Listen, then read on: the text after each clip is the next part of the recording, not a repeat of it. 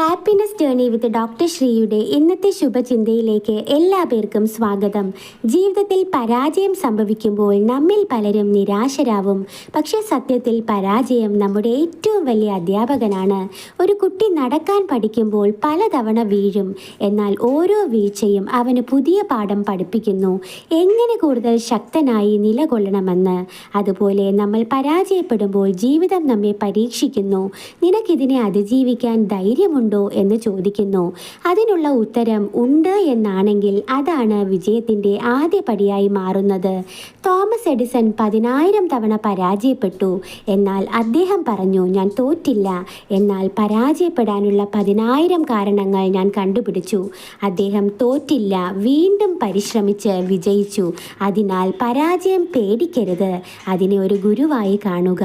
എന്നിട്ട് ആത്മവിശ്വാസത്തോടെ മുന്നോട്ട് പോവുക. നന്ദി, നമസ്കാരം.